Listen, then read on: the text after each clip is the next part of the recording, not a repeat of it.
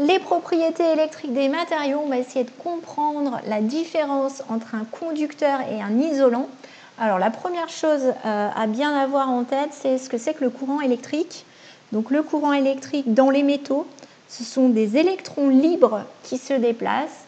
Attention, ce ne sont pas tous les électrons, par exemple du cuivre, qui se déplacent, uniquement certains sont capables de se déplacer. Et quand on va appliquer une tension électrique, ils vont se déplacer de manière ordonnée.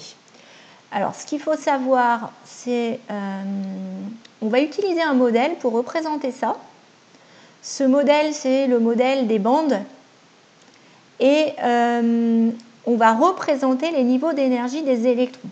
Alors, si on prend un conducteur, par exemple le cuivre, il a des électrons, 29 électrons, mais parmi ces 29 électrons, il n'y en a que certains qui vont être capables de se déplacer. Et en réalité, il n'y a qu'un seul électron libre de se déplacer. Mais donc, les électrons de valence, les électrons de la couche externe, vont avoir des niveaux d'énergie qui vont se situer dans cette bande-là. Et ces niveaux d'énergie, il y a un des électrons qui a une énergie qui va se situer dans la partie haute de la bande de valence. Et cet électron, il est à la fois dans la bande de valence, mais aussi dans la bande de conduction. Donc, tous les électrons qui seront dans la bande de conduction, c'est justement les électrons libres de se déplacer, qui vont pouvoir donc passer d'un atome à l'autre quand on va appliquer une tension. Si on regarde pour les isolants, les électrons de valence, eux, ils ont un niveau d'énergie qui est inférieur au niveau d'énergie qui est requis pour pouvoir se déplacer. Alors, la bande de conduction, c'est le niveau d'énergie qu'il faut avoir pour qu'un électron soit capable de se déplacer d'atome en atome. Et donc, dans le cas d'un isolant, les électrons ont un niveau d'énergie inférieur qui n'est pas suffisant, qui n'est pas dans la bande de conduction, donc ils ne sont pas capables de se déplacer. Et entre les deux, il y a ce qu'on appelle une bande interdite, un écart entre les deux. Un écart, en anglais, on appelle ça un gap. Donc, ce gap, pour les isolants, il est de plusieurs électronvolts. Et par exemple, je vous ai mis ici l'exemple du diamant.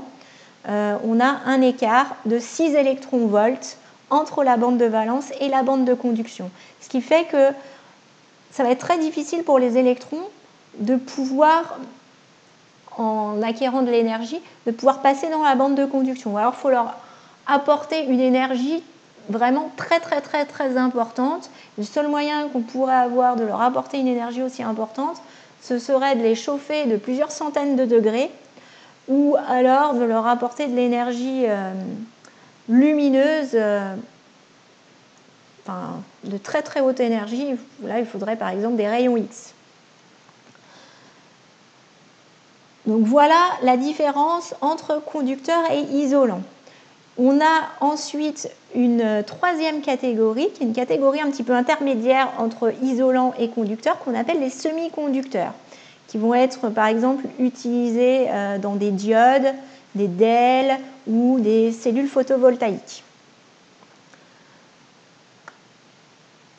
Et donc, ces semi-conducteurs, si on compare par rapport aux isolants, les isolants, tout à l'heure, on a vu par exemple pour le diamant qu'on avait une bande interdite importante qui était très difficile de franchir, qu'il fallait apporter vraiment une énergie très importante si on voulait que les électrons puissent avoir l'énergie nécessaire pour pouvoir se déplacer. Donc de 6 électronvolts par exemple pour le diamant. Pour les semi-conducteurs, on a aussi une bande interdite, mais qui est beaucoup plus fine, qui est de seulement 1 ou 2 électronvolts. Par exemple, pour le silicium, on a 1,12 électronvolts. Elle est encore plus fine pour le germanium, qui est de 2,26 électronvolts, ou pour le phosphure de gallium, de 2,26 électronvolts. Voilà, donc il va être beaucoup plus facile, du coup, en apportant un petit peu d'énergie, on devrait réussir à faire passer les électrons dans la bande de conduction et à les rendre libres de se déplacer. Alors la manière d'apporter cette énergie, ça va être par exemple en chauffant le matériau un petit peu, ou en lui appliquant un champ électromagnétique, ou encore en les éclairant avec de la lumière. C'est ce qui se passe par exemple pour les panneaux photovoltaïques. Et l'énergie qu'on apporte, alors, vous savez qu'on peut la calculer en faisant HC sur lambda. H, c'est la constante de Planck, c'est la vitesse de la lumière, et lambda, la longueur d'onde de la lumière.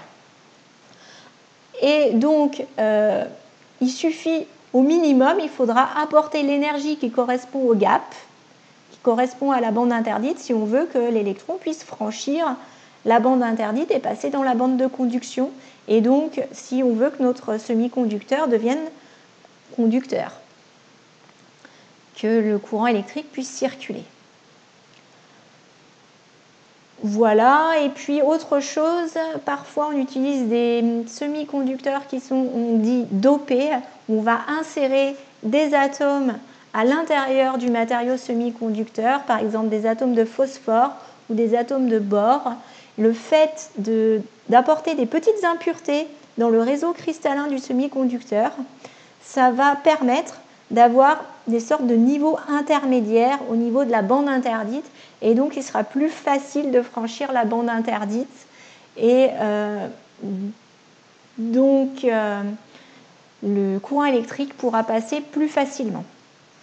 Voilà, alors je vous invite, si vous voulez avoir un petit peu plus d'explications, à regarder la vidéo YouTube que je vous ai mis, dont je vous ai mis le lien ici. Alors ensuite, on a encore une dernière catégorie, une troisième catégorie de matériaux, les supraconducteurs. Alors là, la vidéo est vraiment très bien faite, donc je vous invite à regarder la vidéo YouTube dont je vous ai mis le lien ici, donc qui vous explique que, bien sûr, la plupart des matériaux conducteurs vont avoir une certaine résistance électrique. Cette résistance électrique, elle est due au fait que justement, il y a des petites imperfections à l'intérieur du métal, et puis que les électrons vont se heurter au noyau des atomes, au noyau des atomes qui sont proches d'eux. Donc, et surtout avec l'agitation thermique, hein, quand il y a une certaine température, avec l'agitation thermique, les noyaux sont en mouvement, ils vibrent, et donc il est très facile pour les électrons de se heurter à ces noyaux, par exemple, ou à d'autres électrons. Et du coup, ça va les empêcher de se déplacer avec une vitesse optimale, d'où la résistance électrique. On s'aperçoit, vous savez, que pour certains matériaux, si on arrive à baisser vraiment leur température, les noyaux vont devenir immobiles ou pratiquement immobiles. Donc il y aura très peu d'imperfections, il y aura très peu d'imperfections à l'intérieur de ces matériaux, et donc les électrons vont pouvoir s'y déplacer très très rapidement. Et donc ces quelques matériaux où on aura très peu de résistance, par exemple le mercure, quand on a une température de 4,20 Kelvin, on aura très peu de résistance. Eh bien, ces matériaux-là, on appelle ça des supraconducteurs, puisqu'ils vont être capables de conduire ultra bien les électrons, le courant électrique. Et donc, il y a quelques applications dont on vous parle dans la vidéo YouTube dont je vous ai mis le lien. Par exemple, les appareils d'IRM, mais aussi le train à sustentation magnétique, voilà, qui s'appelle le maglev, par exemple, dont vous pouvez trouver des informations sur Internet. Pour ce qui est des cristaux liquides, pareil, je vous ai mis une vidéo YouTube qui peut être intéressante pour vous. Donc, ce qu'il faut comprendre, c'est que les cristaux liquides, c'est un matériau qui est un petit peu intermédiaire entre un solide et un liquide. Et donc, on va avoir un état intermédiaire entre les deux, ou si on représente ça, comme c'est représenté ici, les cristaux liquides, ça a une forme un petit peu allongée en général.